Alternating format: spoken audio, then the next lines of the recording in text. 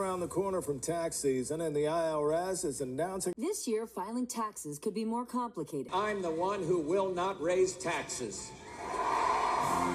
This video is all about taxes in the United States, and you're going to learn how your income gets transferred to Uncle Sam, and in return you get stuff like the U.S. military, the National Guard, police, firefighters, education, and various other social programs that are covered by the government. So let's jump in here, and first you got to have an idea what is the current federal tax code. So the tax code is written in Title 26 of the U.S. Federal Code, essentially the U.S. federal law, and it was compiled into law by Congress in 1939, and it is a long, confusing bunch of things to read, totaling 7,062 pages. So this is the Title 26 Internal Revenue Code. This is the tax code right here. You can download this PDF off the internet, but as you can see here, let's scroll all the way to the bottom, 7,062 pages. So it's going to be quite a lot to read in there. That's why taxes are very confusing in the United States. So one very important thing to note about taxes in the U.S. is that every year it's the same day, April 15th. That is going to be the last day that you can file for your taxes of the previous year, and Uncle Sam collects that money. It's the last day you can do it. So there's really two main types of taxes in the U.S. There's personal and corporate tax. And corporate tax focuses on business tax. It's very complicated. It's all in that 7,062 pages. But in this video, we're going to focus more on the personal taxes. The corporate will be in another video. So one thing to understand, and we've talked about this before, is the effective tax rate. And the effective tax rate is going to be the percent of income that a person or business pays in taxes total for that year. That's going to be your effective tax rate. And just a good rule of thumb that I say, for most individuals, the effective tax rate after all taxes are added together for individuals will be around 30%. And you know, for some people it might be a little bit less. For some people, if you make more money, it might be a little bit more, but that's just a good number roughly to have in your head. So let's look at how different taxes fund the government. This chart is a distribution of federal revenue or taxes that fund the government from 1934 to 2022. So let's start by looking at the purple at the bottom of the graph. And so everything in purple, that's going to be personal income tax. And so if you look at 1934, it was about 13% of the government funded off personal income tax. And now in 2023, it's going to be about 52% today.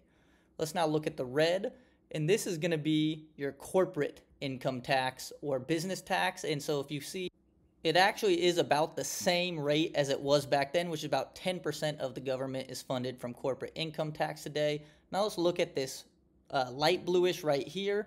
Everything in the light blue, that's going to be social insurance taxes. So that's things that fund Medicare, Medicaid, and Social Security. And that was a very small percentage back then, and now it's about 32% of the federal government funded based off those taxes today. Now let's look at this yellow.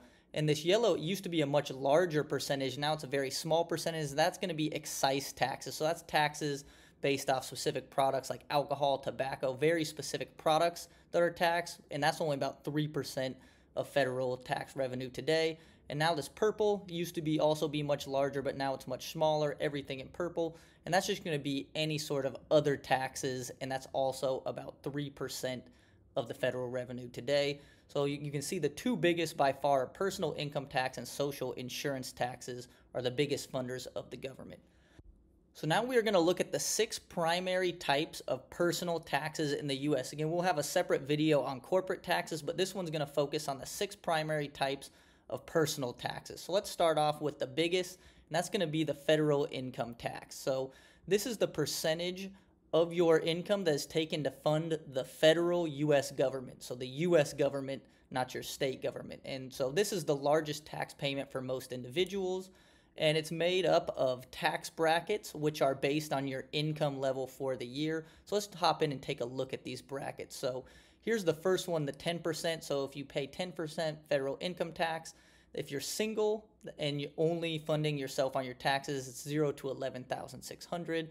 Married filing jointly means you're married filing with your spouse, and head of household means you are single, but you are responsible for other members of your household. So that's the first bracket at 10%. Then it goes to 12%.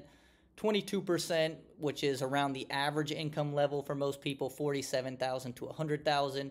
24%, 32% once you start making that higher amounts of income, and then you get taxed at 35% from $243,000 to $609,000 per year of income.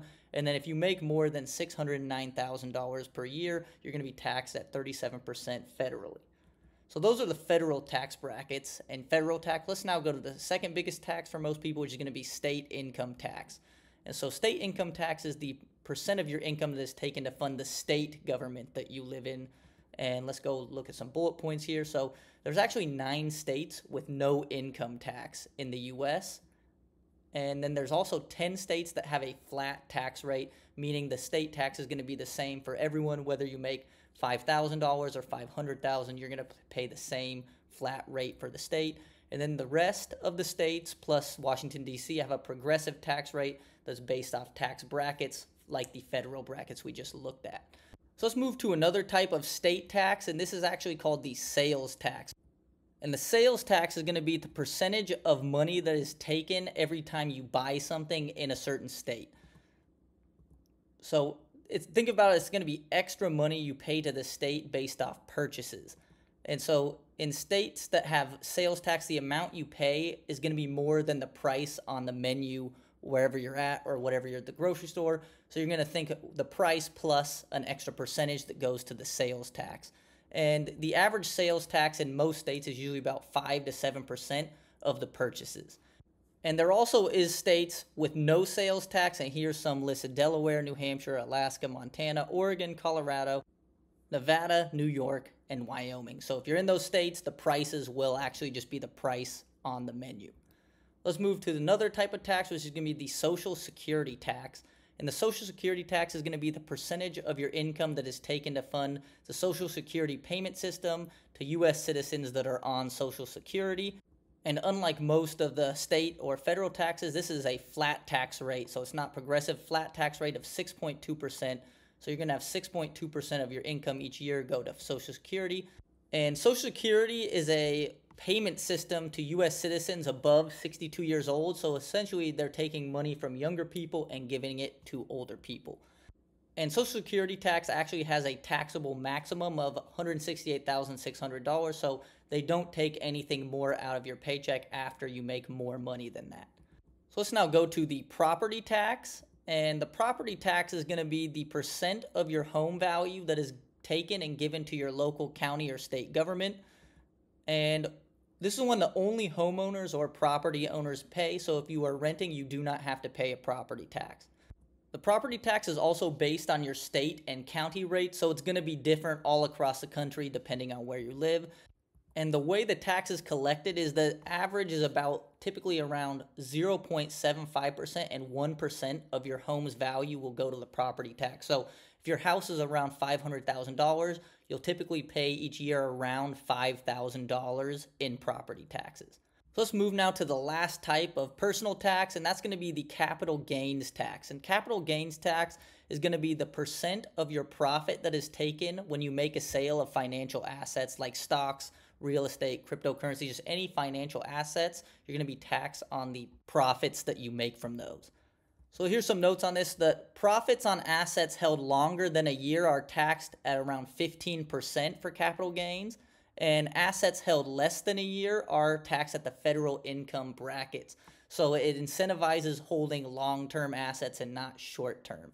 So that is a breakdown of taxes in the United States. We went over the 6 main types, and always a reminder to take it easy and don't forget to pay Uncle Sam.